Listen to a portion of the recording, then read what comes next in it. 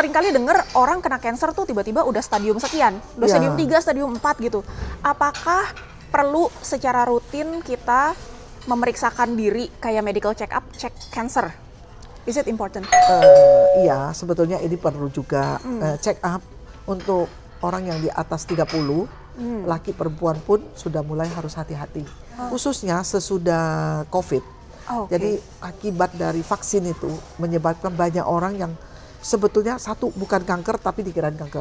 Jadi kankernya palsu. Apalagi di Indonesia yang paling banyak itu kanker usus, banyak. Perempuan kanker payudara, laki-laki kanker prostat, kanker paru-paru paling banyak di Indonesia. Halo teman-teman, selamat datang kembali di Bobo di Mobil. Hari ini kita sesi ngobrol-ngobrol lagi, tapi kali ini istimewa sekali karena pertama kalinya kita akan ngobrol-ngobrol dengan seorang profesor. So, aku perkenalkan dulu, beliau adalah Ibu Profesor Dr. Yeni Thamrin.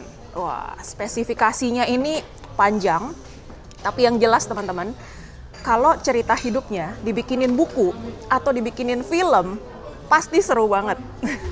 Tapi sebelumnya kita perkenalkan dulu Profesor Dr. Yeni Thamrin sebagai Ketua Indonesia Diaspora Network China, pendiri Paguyuban Sosial Marga Tionghoa Indonesia, siapa yang familiar? Ketua Kehormatan Abadi dari Perkumpulan HK Indonesia, satu-satunya wanita Tionghoa alumni Lemhanas, dan penasihat dan instruktur bahasa di Lemdiklat Polri, urusannya sama Polri lagi ya. Kemudian istri dari Profesor Xu Kecheng, peneliti kanker, bahkan sampai mendapatkan penghargaan dari negara ya untuk risetnya ya. Wah, luar biasa. Ini sebelum kita tanya-tanya lebih dalam, penasaran ya, kalau profesor merit sama profesor, ngobrolnya apa ya di rumah ya? Masing-masing sibuk. Prof. Xi kerjanya nulis buku, riset. Jadi selama saya sejak kawin sama dia tuh tidak pernah lihat dia tuh tidak pernah istirahat untuk nulis buku. Jadi saat dia nulis buku, saya juga sibuk dengan pekerjaan saya. Tapi kalau udah sampai waktunya, habis makan, kita mulai duduk nonton TV 1 jam. Selesai itu kita lepas semua, tidak membahas apapun juga. Kita bahas tentang cinta kita. Jam 10 kita tidur. Dan kita bangun jam 7. Dan ya beginilah kehidupan kita, sederhana, tapi menurut saya ini adalah cita-citanya seorang wanita. Apa yang diidamkan oleh wanita saya rasa, pasti Adinda juga kan? Jadi ternyata meskipun dua-duanya profesor, dua-duanya super sibuk dan super produktif, ternyata ada juga obrolan-obrolan yang penuh love-love-nya ya. Aku pikir tadinya nggak ada obrolan recehnya loh, kayak wah banyak discussionnya. Ternyata ada juga yang seperti itu. Nah kalau spesifikasinya Prof. Yeni itu kan banyak sekali ya, sibuk sekali ya, dan kayaknya achievementnya tuh banyak banget. Apakah memang dari kecil sampai sekarang itu memang performance-nya segitu terus bagus terus gitu, atau seperti orang-orang normal lainnya ada yang mengalami roda kehidupan, kadang di atas, kadang di bawah? Ya, sedikit tentang saya ya, mungkin juga bisa buat pedoman dan bisa buat satu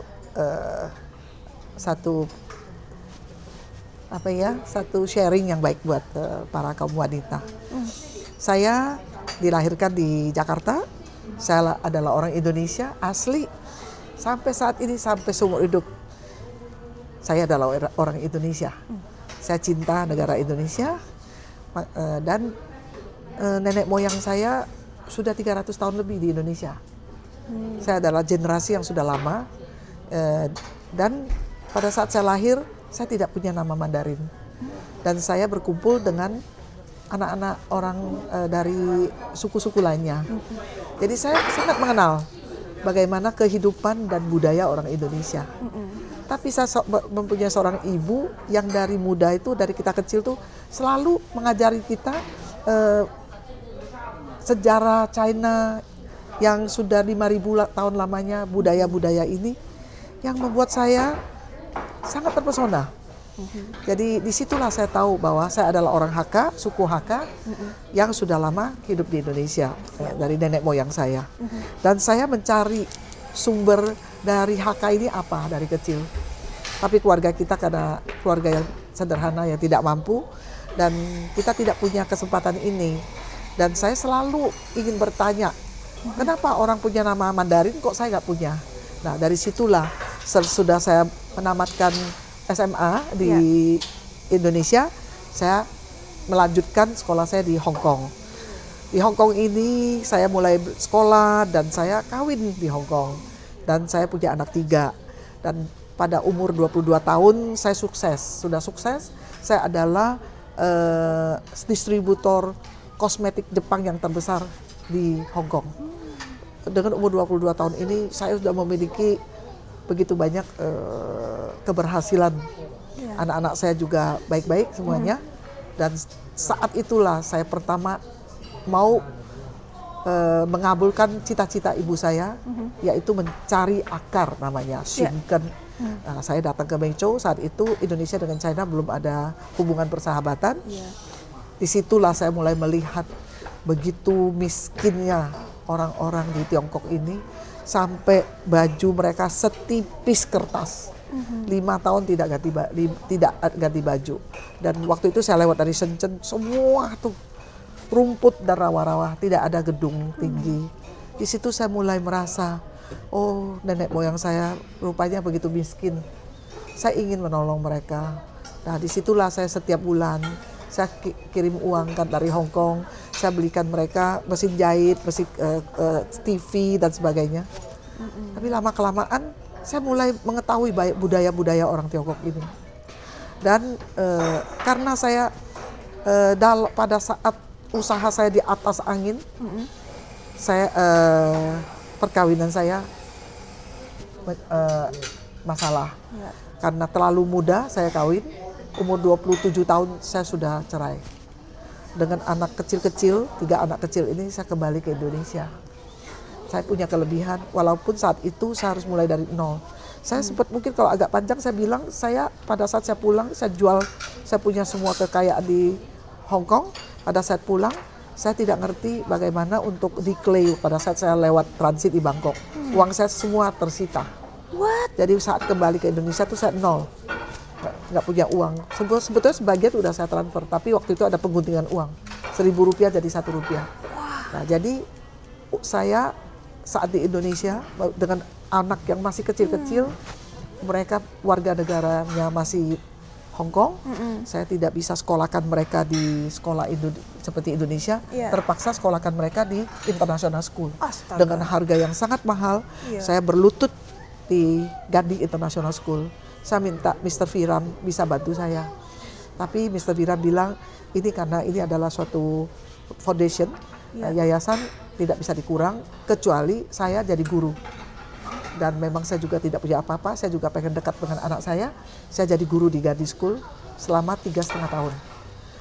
Dan di situ juga saya kenal dengan banyak orang-orang hebat, seperti sekarang yang bilang konglomerat ataupun ada anak orang hebat itu. Tapi saya sayang anak mereka, karena saya ini adalah pengalaman seorang ibu, bagaimana menyayangi anak saya dan menyayangi murid-murid saya. Dalam waktu 2 tahun, saya dari guru biasa jadi kepala sekolah SD, TK. Wow. Saya punya murid 700, ada 700 murid, karena TK 1, TK 2, TK 3, yang sekarang murid-murid saya semua jadi orang hebat semua. Nah, dari sini juga saya dapat relasi, salah satu adalah keluarga dari Lim Sulyong. Dan saya ditawarin kerja di Indosmen, jadi saya merangkap dua pekerjaan, pagi dan malam. Lama-lama saya jadi dibeliin mobil karena saya harus jadi marketing dan sebagainya. Saya harus meninggalkan salah satu pekerjaan saya, tapi dua-dua ini tidak boleh saya tinggalkan, maka dikasih waktu. Pagi di sekolah, sore di Indosmen. Dengan begitu juga saya mulai dengan kehidupan saya, dan saya mulai berusaha, mulai sukses lagi. Anak saya juga semuanya tamat SMA dan melanjutkan sekolah di luar negeri. Saya hanya pesan dengan anak saya, kalian boleh sekolah di luar negeri dan kalian tahu bahwa ibu ini cari uang tidak gampang. Kalian harus sekolah pintar dan harus kembali ke tanah air. mempersembahkan apa yang kalian pelajari kembali ke Indonesia. Dan usaha saya makin hari makin sukses, makin sukses, makin sukses. Saya mulai berpikir, saya datang dengan tidak punya apa-apa. Ya. Sekarang saya dapat dari negara, saya akan kembalikan mengabdi untuk negara. Nah, saat itu saya mulai membuka banyak kegiatan sosial yang saya lakukan. Ya. Saya mempunyai satu yayasan namanya Yayasan Sosial Caritas. Dan saya juga mulai dari pengobatan, bantu orang di bidang penyakit, dan saya bantu anak-anak asuh. Tapi pada saat tsunami datang mendadak, banyak anak-anak terlantar di Aceh. Dan saya waktu itu juga sempat mengembangkan bahasa saya, karena saya bisa bahasa Mandarin. Yeah. Saya punya kelebihan, saya ngajar, karena ada kepala pendidikan dari Departemen Pertahanan berobat ke tempat saya. Dan saya menceritakan kalau saya bisa, dia dengar saya bisa bahasa Mandarin dan menawarkan saya ngajar. Saya iseng padahal, tapi lama-lama saya jadi jatuh cinta karena selama ini tentara atau polisi yang kita anggap serem, terus dulu kan adanya banyaknya Paihua ya, jadi suka nggak adil lah buat orang Tionghoa gitu kan. Jadi kok saya bisa masuk ke lembaga ini gitu. Saya pikir wah ini adalah suatu kesempatan saya bagaimana dengan bahasa saya menjalin persahabatan ini. Dan saat itu saya baru tahu rupanya polisi, tentara pun yang saya ajar itu mereka begitu patuh, mereka itu begitu baik. Dan apa yang kita pikirkan itu semuanya salah. Jadi apa yang dimotokan polisi adalah sahabat rakyat, itu saya merasakan bagaimana mereka tuh baik. Cuman image yang orang suka buat-buat itu memperjatuhkan polisi atau tentara. Dan saya jadi jatuh cinta dengan lembaga ini. Nah, jadi pada saat banjir kita bantu dan sebagainya, saya punya kesempatan ikut pendidikan di Lembaga Ketahanan Nasional, Lemhanas, yang lembaga tertinggi negara. Saat itu saya satu-satunya wanita Tionghoa yang bukan politik yang masuk ke lembaga ini. Dari sini pada saat saya membuat taskap waktu saya tamat, judulnya adalah Peran Masyarakat Tionghoa dalam membangun bangsa dan negara. Saya saat mengikuti pendidikan di Lemhanas, dan dengan judul ini saya diminta oleh beberapa universitas di mancanegara untuk membagikan, men-share apa yang saya lakukan ini. Apa yang dilakukan oleh orang-orang Tionghoa, orang suku Tionghoa selama ini. Nah, di sinilah tempat saya bagaimana saya bisa sharing bagaimana kebaikan orang Tionghoa, seperti budaya-budaya orang Tionghoa yang mengajarkan bahwa kita harus setia kawan dan sebagainya, seperti Kuan Kong.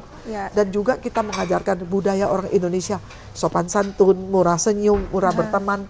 Dengan beginilah akhirnya saya diundang mengajar di 29 universitas di seluruh China.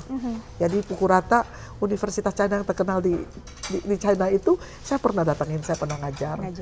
Dan saya melihat sekarang China sudah lain. Dalam 30 tahun ini China melayang tinggi, menjadi suatu kebanggaan orang Tionghoa, juga kebanggaan orang suku Tionghoa di seluruh dunia, dan menjadi bola ekonomi yang sangat maju di mata dunia. Yang dulu kita melihat kemiskinan orang Tionghoa, sekarang kita tidak melihat ada kemiskinan lagi. Orang Tionghoa tekun, rajin, dan suka berteman, dan mereka juga banyak kelebihan-kelebihan yang kita dapatkan dari orang Tionghoa. Di samping itu juga orang Tionghoa belajar dari orang Indonesia, itu banyak sekali kebaikan kita, ya, friendship ya, dan kesabaran dan murah senyum. Kita namakan negara kita tuh negara senyum. Dengan begitu saya merasa saya enjoy sekali, saya senang. Jadi pada saat saya sudah cukup mapan, saya beli rumah di sini. Saya pernah beli rumah di Shenzhen, pernah beli rumah di Guangzhou, di Shanghai, di Beijing. Di Beijing saya punya rumah yang bagus sekali. Banyak teman-teman Indonesia yang datang. Nah, sekarang saya menetap di Guangzhou, saya juga punya rumah di Hong Kong, dan juga saya di Shanghai. Nah saat inilah, pada saat-saat saya sudah menjelang tua, saya baru tahu, aduh saya ini sendirian, nggak enak kok sendiri. Saya udah mulai melihat anak-anak saya udah pada jadi, mereka sudah, anak saya yang besar itu yang tadi, itu S3, dia itunya doktornya tuh ada 3 titel doktor. Oh my goodness. Dia seorang biology engineer, Yeah. sekarang dia kerja di pemerintahan Australia. Yeah. Anak kedua juga sangat sukses di usahanya. Sebetulnya saya punya 3 putri, yang ketiga sakit, jadi 2 tahun yang lalu, 2 tahun lebih ya, yang lalu meninggal karena usia 39 tahun. Oh masih muda sekali ya? Berobat di Guangzhou di rumah sakit Futa. Nah disinilah saya melihat begitu banyak orang sakit kanker. Kalau salah arah dari awal, resikonya itu, ya itu yang menyebabkan salah fatal. Oke. Jadi mulai dari situ anak saya bilang, putri saya bilang, Mama banyak berbuat sosial di pendidikan dan sebagainya. Coba Mama sekarang muter cara thinkingnya ke bantu orang-orang yang sakit kanker. Maka dari itu saya sangat berharap teman-teman yang saya tahu, yang saya kenal atau teman mereka berobatlah pada rumah sakit yang benar dan rumah sakit yang baik gitu. Di sini saya ketemu dengan Profesor Shigertsen dan sang suami saya tercinta. Umurnya udah 85 tahun, beda 20 tahun sama saya. Oh wow. Saya bangga, proud of him. Yes. Dia riset seumur hidup dia dipersembahkan untuk riset sel kanker. Dia sendiri juga pada 18 tahun yang lalu dia juga salah satu penderita yang akhirnya dia bisa sembuh. Ya, dan dia pakai metode dia yang dia bawa itu mengobatin pasien-pasien lain. Pada saat itu Menteri Kesehatan China bilang sama dia, waktu dia sembuh itu dia ngomong, kalau saya sembuh, pasien saya juga harus sembuh. Dan Menteri Kesehatan China bilang, bukalah kamu rumah sakit. Dia bilang, saya nggak punya uang. Dia dulu kepala rumah sakit di Shenzhen. Dia bilang, kita dukung. Dengan modal 5 juta, dia bawa rumah sakit. Tapi rumah sakitnya menjadi rumah sakit tersohor. Dia membina begitu banyak siswa dan membina begitu banyak rumah sakit yang dengan moto adalah mengutamakan keselamatan pasien, harga murah, tidak membayar mahal, karena kalau orang kena kanker tuh udah takut, wah ini bakal biaya berapa, jangan jadikan pasien itu komersial, dan biar pasien bisa hidup sehat. Memang kita tahu sel kanker itu tidak sembuh total, tapi bagaimana mencegah dia supaya dia tidak kambuh. Ada orang bisa hidup 25 tahun, 30 tahun tidak apa-apa. Nah, bagaimana untuk mencegah ini? Makanya dia menggunakan 4 metode terbaru, dibawa untuk ke China untuk ngobatin orang-orang yang sakit kanker. Sampai saat ini saya sudah jadi istrinya mungkin 2,5 tahun ya, baru, dan saya baru berasa arti hidup itu apa. Kalau dulu kita memberi. Tapi kalau sekarang memberi dan mendapat. Mendapat apa? Mendapat pahala, berkat kasih dari Tuhan. Dikasihlah seorang suami yang baik untuk saya. Wah, ini dramatis sekali. Bener kan kalau dibikin film seru kan? Dramatis sekali kehidupannya. Tapi banyak poin yang sebenarnya pengen aku tanyain nih, Prof Yeni. Tadi sempat masih muda, udah ke Hong Kong, terus akhirnya bisa jadi laushe, bisa jadi, ini kan sibuk banget ya, sekolah kedokteran, terus bisa bahasa Mandarin, dan especially di masa itu setahu aku tidak mudah loh orang Indonesia belajar bahasa Mandarin, bukan begitu? Bagaimana caranya bisa bahasa Mandarin? Saya sangat terima kasih sama ibu saya. Karena dia dari kecil, dia sering sekali lihat buku. Jadi kita tuh dari kecil tuh bisa lihat Samkok, San Kuo Yenyi. Nah, kita bisa baca itu semua itu. Terus mama mengajarin kita arti hidup itu sangat penting. Apa yang kita lakukan tiap hari di dalam hidup kita itu sebetulnya yang besar itu adalah memberi, forgive, forget. Dan bahasa Mandarin namanya 宁可天下人负我，我不负天下人。lebih baik orang jahat sama kita, tapi kita jangan jahat sama orang. Oke. 做人不在乎无所谓, gak apa-apa, beokin gitu, gak masalah. Ya kita rugi dikit gak apa-apa. Nah tapi sesudah saya masuk ke agama saya, yang mengajarkan agama Kristen mengajarkan kasih. Kasih itu tiada batas. Semua agama mengajarkan baik. Tapi pedomannya lain, seperti di Buddha lebih mengajarkan ing kuo pao ing. Apa yang lu buat, lu akan dapat pahala atau karma. Kalau di Kristen kasih.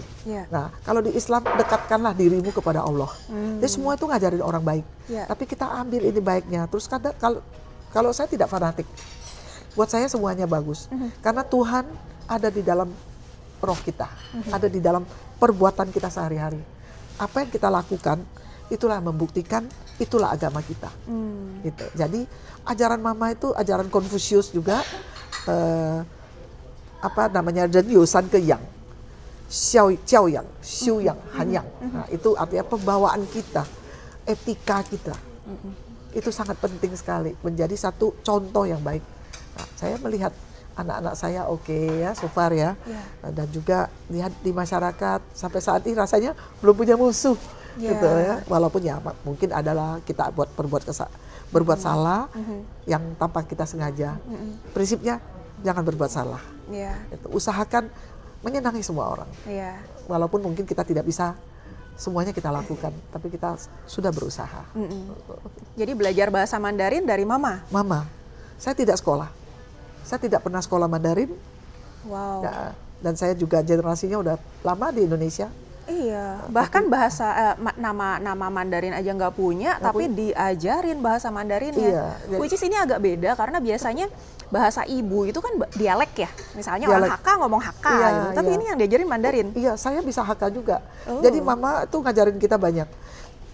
Pertama, harus bisa Zhongwen, bahasa Mandarin. Sesudah Zhongwen baru belajar bahasa kita Hakka.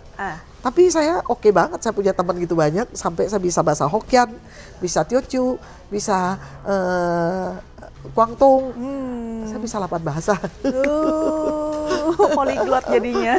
karena banyak ngomong Teochew. Gitu. Nggak penting ya, ternyata punya banyak macam pertemanan ini ya, jadi bisa bahasa macam-macam. Ya mungkin suka ngomong kali. Nah sekarang balik ke profesi. Tadi Prof Yeni sempat bilang bahwa kalau orang udah kena cancer itu jangan sampai salah pilih rumah sakit. Nah oke, sekarang sebelum kita sampai pada orang kena cancer, kita kan sering kali dengar orang kena cancer tuh tiba-tiba udah stadium sekian, udah stadium 3, stadium 4 gitu. Apakah perlu secara rutin kita memeriksakan diri kayak medical check up, cek cancer? Is it important? Iya, sebetulnya ini perlu juga check up untuk orang yang di atas 30, laki perempuan pun sudah mulai harus hati-hati. Karena kita nggak tahu makanan ataupun kehidupan kita, apalagi sekarang banyak radiasi dan sebagainya, makanan kaleng, makanan tidak sehat. Khususnya sesudah COVID. Jadi akibat dari vaksin itu menyebabkan banyak orang yang sebetulnya satu bukan kanker tapi dikirain kanker. Jadi kankernya palsu. Ada orang yang memang ada, semua orang tuh ada sel kanker ya. Tapi dengan imunnya turun, jadi kita punya sebetulnya di dalam tubuh kita itu ada semacam sel, namanya natural killer cell. Ini bawaan dari Mama pada saat kita lahir. Nah, pada saat kita makin dewasa, kehidupan sehari-hari yang kita lakukan seperti kita suka pakai HP, terus makanan yang tidak ini ya, tidak segar gitu ya. Dan kebetulan imun kita turun. Nah, jadi imun kita turun, daya tahan tubuh turun. Jadi dia natural killernya ini tidak stabil. Sel ini tidak stabil. Lama-lama makanya kenapa ada orang gampang pilek, gampang batuk, dan gampang kena penyakit menular. Pada saat COVID kena COVID, sesudah COVID banyak orang aneh-aneh mendadak dapat cancer sudah stadium 4.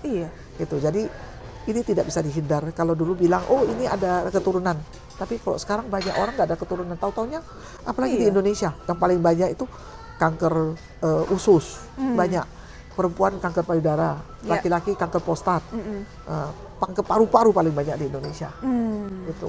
Ada juga kanker tiroid itu banyak. Macam-macam. Kadang-kadang kita lihat ngeri. ngeri. Tapi Jadi kita, better rutin cek ya.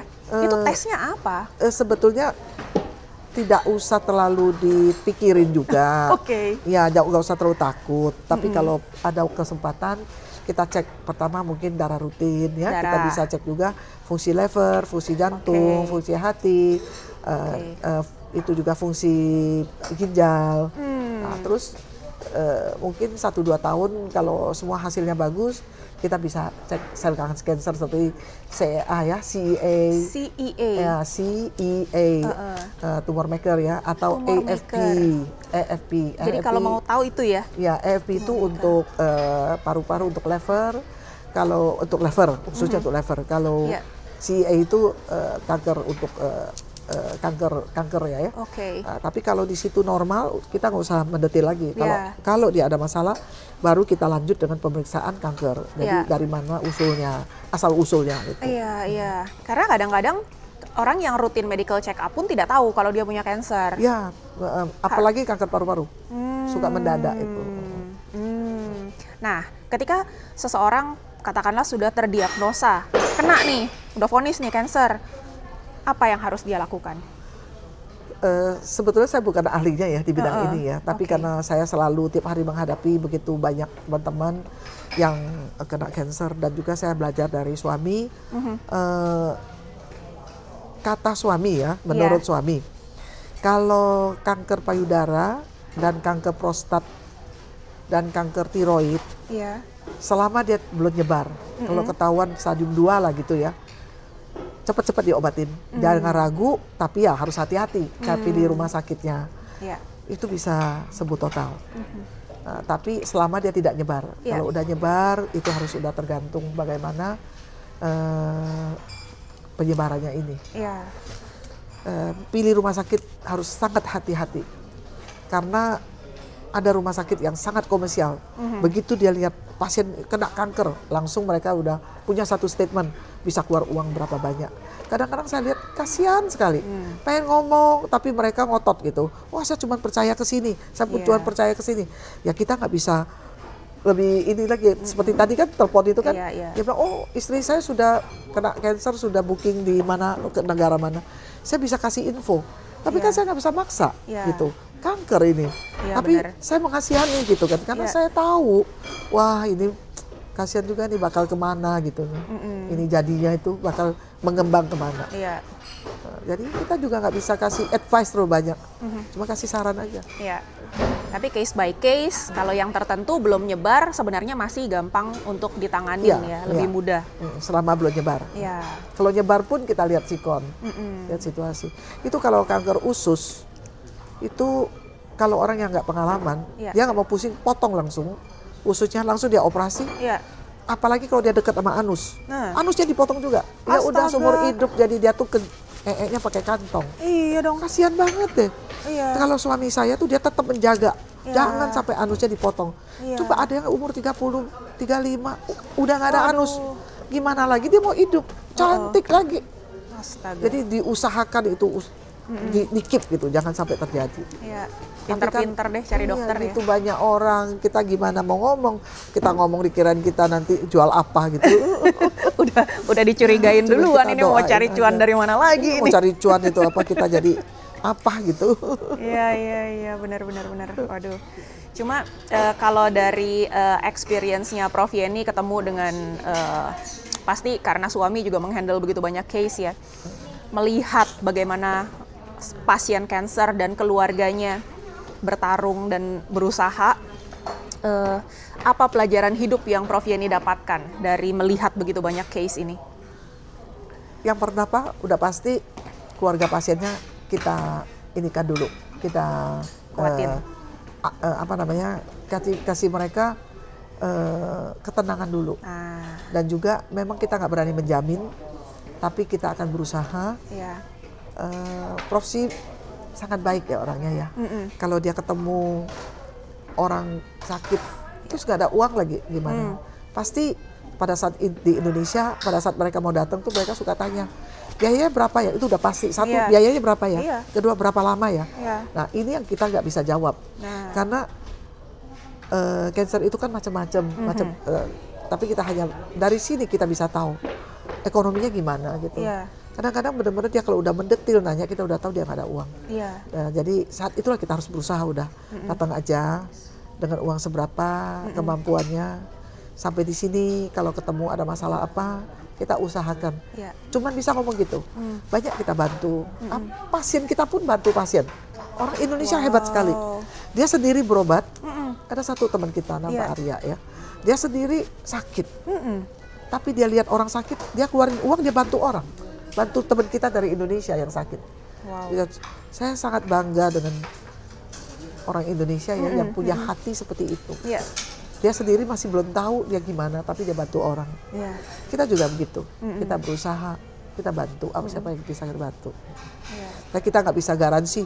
Ya udah semua uangnya aku yang bayar ya, nggak bisa. Kan kita nggak tahu berapa, kita nggak tahu. Nanti kan. malah taken for granted lagi kayak gitu Ada keluarganya. juga, ada juga. Kalau kita melihat pasien itu makin hari makin baik, kita ikut senang. Dan juga kita bisa mempelajari arti hidup itu apa. Dan kita lebih bisa menyayangi hidup kita. Iya. Dan juga kita banyak harus siap bagaimana bisa membuat orang bahagia. Dan kita bisa membuat orang bahagia, kita pun ikut bahagia. Kita melihat orang itu mulai makin hari makin ambruk, sedih sekali kita. Apa artinya hidup? Iya. Kapan bisa dipanggil Tuhan kita nggak tahu. Jadi kalau bilang apa artinya dan apa yang kita rasakan, berbuatlah terbaik untuk Tuhan. Berbuatlah terbaik pada saat kita masih bisa berbuat. Karena belum tentu kita ada kesempatan pada saat kita sudah pada When it's too late. Hai, Prof. Shi, my dear. He is Professor Shi. Wah, ni hao. My dear husband, Ni my hao. darling. Nah, jadi belasan tahun Profesor Yeni sudah hidup di China kan ya? Sudah melihat China, sudah tahu Indonesia seperti apa, dan lihat proses kemajuannya kayak tadi dari waktu mencari akar, lihat susah-susahnya China, sampai sekarang udah begitu maju. Yang Profesor Yeni lihat, apa sih sikap atau sesuatu yang berbeda yang orang-orang di China lakukan sehingga bisa cepat majunya dan yang bisa dicontoh oleh orang-orang Indonesia? Orang China tekun dan mereka bisa simpan uang. Umpamanya dia dapat 100.000, 100 yuan, dia simpan 80 yuan, pakai 20 yuan. Ini sebetulnya dasar dari orang China sebetulnya. Dan mereka kompak. Jadi apalagi umpamanya orang Hokkien atau orang Hakka atau orang Guangdong, mereka tuh kompak. Jadi saking kompaknya, malahan orang Hakka nggak mau kawin sama orang Hokkien, nggak mau kawin sama orang Hongkong. Jadi mereka mau kawin sama Hakka sama Hakka, Hongkong sama Kongu, Hokkien sama Hokkien. Benar. Cuma sekarang udah masa bodoh, orang nggak, karena anak muda nggak bisa di ini lagi kan, jadi nggak bisa dicegah lagi. Baru ada asimilasi seperti apa ya, seperti sekarang. Iya. Jadi pertama itu nabungnya ya, nabungnya luar biasa. Iya. Terus kompak juga, terus tekun juga. Itulah hal-hal yang penting yang kalaupun kita sebagai orang-orang Indonesia tidak in charge di kenegaraan, tapi at least buat diri sendiri dan keluarga itu yang bisa diterapin untuk lebih maju ya.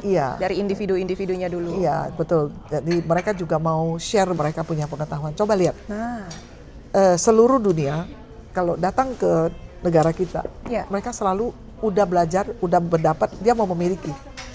China dia tidak mau memiliki. Dia mau berteman, dia mau belajar, dan dia memberi. Ini China. Jadi sebetulnya ini China is the best for us to be a friend and to be a partner. Tapi ya tidak semuanya ya. Pasti ada segelintir yang juga yang tidak baik. Sama dengan orang Indonesia. Orang Indonesia kemana-mana pun bisa berteman. Kenapa? Karena orang Indonesia ramah. Yang paling penting begitu ketemu orang dia ketawa dulu. Dan kenapa pun langsung kenal nggak kenal minta nomor HP yuk kita WA. Udah jadi teman langsung. Jadi orang Indonesia tuh sangat akrab dan sangat baik dan sangat ramah. Ini adalah satu contoh yang baik. Saya melihat kenapa di buku Al-Quran mengatakan tuntutlah ilmu sampai ke negeri China. Pada saat saya ke sini ke Guangzhou, saya pergi ke ini makamnya Abu Nawas itu. Itu saya baru melihat, oh kenapa adanya tuntutlah ilmu sampai ke China. Karena Abu apa ya, ya ada makan yang sahabat yang Nabi lah sahabatnya katanya. Nabi itu kan. Mungkin dari situ saya rasa, saya juga nggak tahu ya, saya nggak tahu ceritanya. Tapi saya melihat sebetulnya Indonesia dan China ini sebetulnya itu kalau berteman, kalau jadi satu, become strong. Akan menjadi dua negara yang kuat, bersatu, berteman. Makanya pasti banyak orang yang takut. Takut mereka tuh baik. Dua negara besar lagi Dua kan. negara besar. Dan ini budayanya sangat dekat.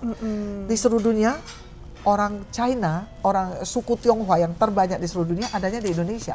Oh, 是吗？ Ya, 有很多啊，我们华人在印尼应该有3000万，ya, terbanyak di dunia. Dan pengabdian sangat besar. Apapun yang terjadi di China baru mereka tahu, oh, 我们印尼华侨很爱中国的。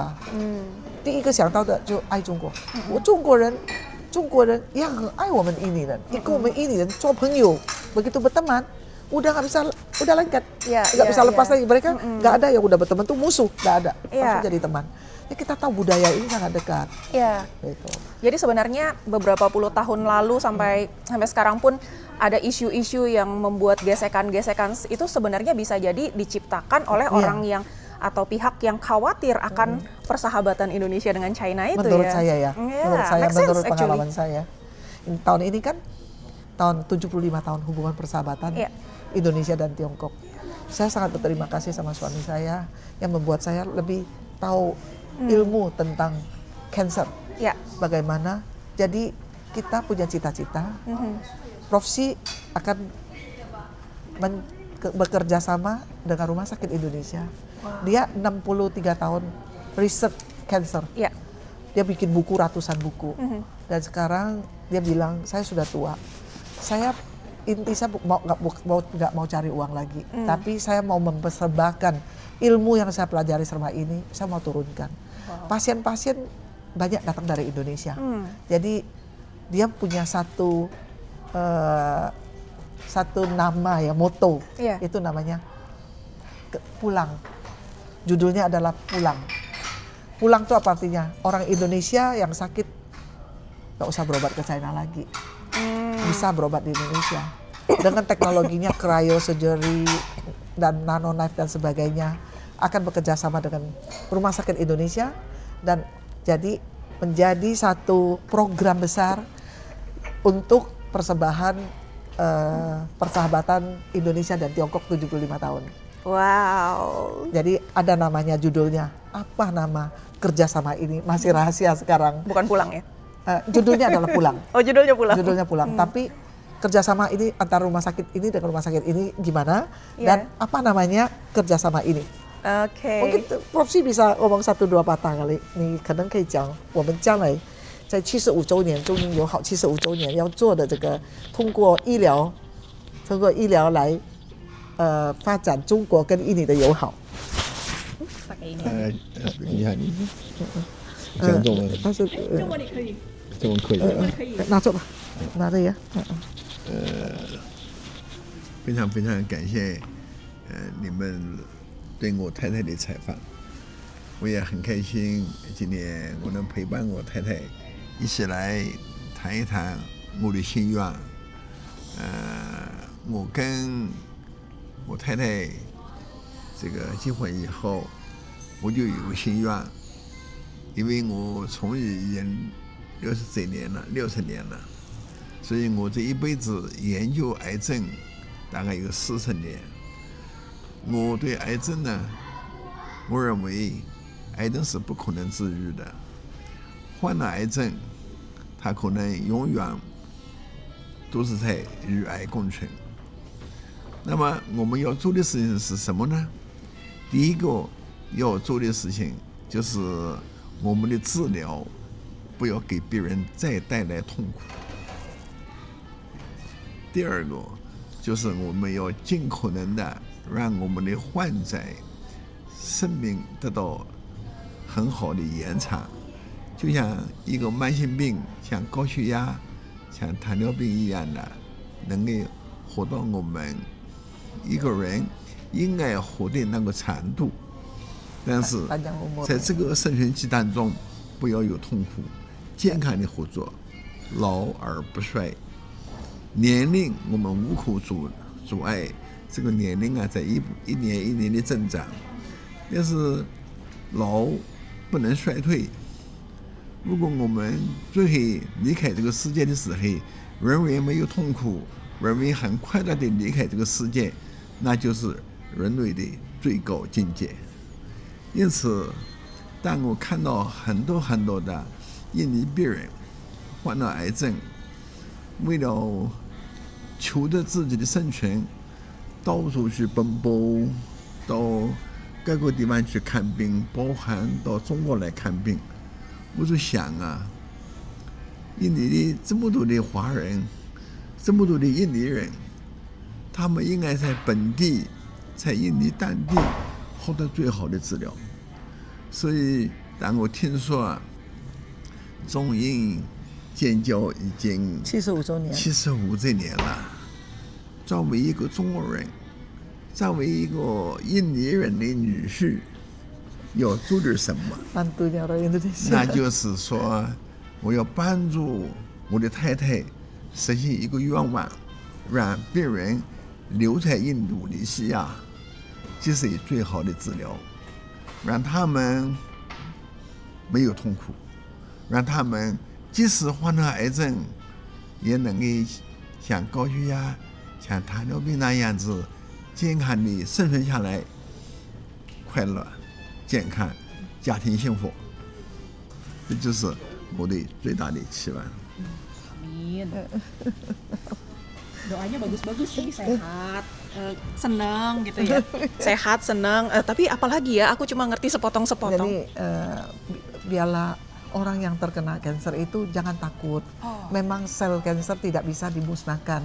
Tapi orang yang sakit kanker itu bisa juga hidup dengan baik, panjang umur, tidak menderita yang paling penting. Oh, di kemo itu kan sakit, ya terus dioperasi itu kan sakit, belum tentu itu bisa tuntas. Nah, jadi menghabiskan uang banyak gitu kan. Jadi Prof Si bilang sesuatu persembahan, cita-cita dia juga cita-cita saya. Dia sebagai menantunya orang Indonesia, dia ingin mempersembahkan ini 75 tahun hubungan persahabatan Indonesia ini yang selama ini belum ada di kesehatan. Jadi pendidikan, pariwisata, semua udah ada. Kuliner semua ada ya, UKM, tapi ini kesehatan. Dia mau persembahkan ini, dia mau berikan kepada orang Indonesia judulnya Pulang. Jadi jangan berobat ya, nggak usah kemana-mana lah ya, di Indonesia aja. Di Indonesia aja. Wah, itu semoga jadi benar-benar cepat terwujud ini. Living with cancer. Living with cancer. Don't worry about cancer. Oke, terakhir kita mau tanya sama ahlinya cancer yang udah riset puluhan tahun. Apa tips-tips yang bisa diberikan kepada yang nonton untuk menjaga kesehatan mereka supaya kalau bisa jangan sampai kena? How to jaga diri? Prevent，你对观众说，想说你的愿望对这些癌症患者怎么样来防治，不要得到癌症。我想说的话，癌症是不可避免的， nggak bisa dihindar。癌症是不可能从这个世界上、从地球上消灭的。 nggak bisa musnah dari dunia ini。患了癌症以后，我们也不可能全部把它治愈的。dan nggak bisa disembuhkan total。我在2016年的时候就写了一本书，叫《与癌共存》。2016 menerbitkan sebuah buku Living with Cancer。在那本书上，我曾经讲了，癌细胞是不可能斩尽杀绝的。jadi nggak bisa dimusnahkan apa dengan kemo, dengan apa itu berarti membabat habis dia, itu nggak bisa。到了2024年，就是去年，一个很著名的杂志叫《Cell》杂志，就细胞杂志《Cell》杂志，发表了数十位癌症专家共同撰写的一篇文章。在这篇文章上讲了，癌症所有类型的癌症是不可能完全治愈的，这个观点与我在2016年所提出来的观点完全一致。dari tahun 2024 ada satu tim besar dari ahli-ahli kanker. Ini mereka sudah memastikan bahwa sel kanker itu apa yang ditulis oleh Prof. Xi itu memang nggak bisa tuntas, nggak bisa musnah total. 我希望所有的人都健康。 Jadi kita berharap nggak usah khawatir, nggak usah takut ya. Jadi kanker itu tidak mematikan, tapi bagaimana kita prevent, jangan kena kanker. Kalau udah orang kena kanker, bagaimana supaya membawa diri sendiri lebih baik dan tetap hidup dengan sehat dan dengan baik. 由于癌症将来会成为我们人类的主要的一个死亡的原因，所以我们不可能避免癌症，但是我们要让癌症患者健康的活下来、生存下来，这就是我研究癌症的目的。 Memang kanker itu tidak bisa dimusnahkan, tapi orang bisa hidup bersama kanker, berdampingan kanker dengan kanker. Jadi ada orang yang bisa hidup sampai 30 tahun, 25 tahun, 30 tahun, enggak masalah. Inilah bagaimana supaya orang yang kena kanker itu bisa hidup dengan baik dan baik. Inilah apa yang dia Prof. Xi riset selama ini. 这个目的可以达到，但是也是很困难的，要采取许多措施。我希望我的心愿能够在未来能够给我的病人带来快乐幸福，这就是我最大的期待。 Memang ini tidak gampang karena penyakit kanker itu yang paling ditakutin di dunia ini. Jadi namanya penyakit mematikan. Tapi Prof. Xi berusaha bagaimana supaya pasien-pasiennya itu bisa hidup dengan baik, hidup bersama berdampingan kanker dan hidup sehat dan panjang umur. Ini adalah cita-cita dari Prof. Xi. 谢谢。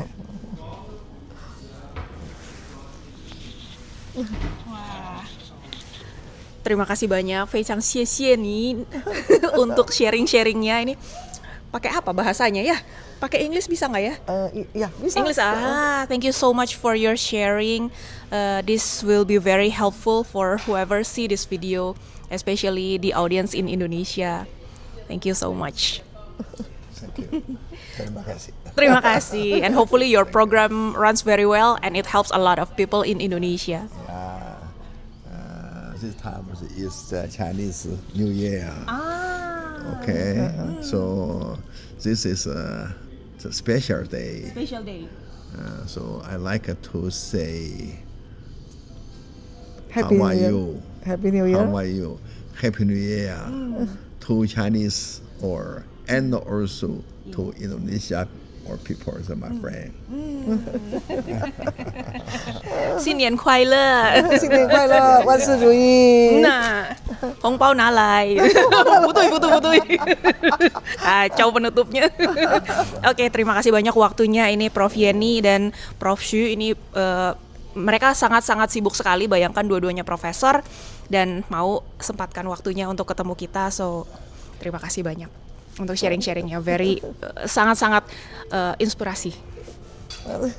Oke teman-teman, itu aja video kita kali ini. Terima kasih banyak sudah nonton. Jangan lupa subscribe dan klik like-nya, kasih komen juga dan share ke teman-temannya yang perlu dengar video ini. Thank you so much. Sampai jumpa di video yang akan datang. Bye.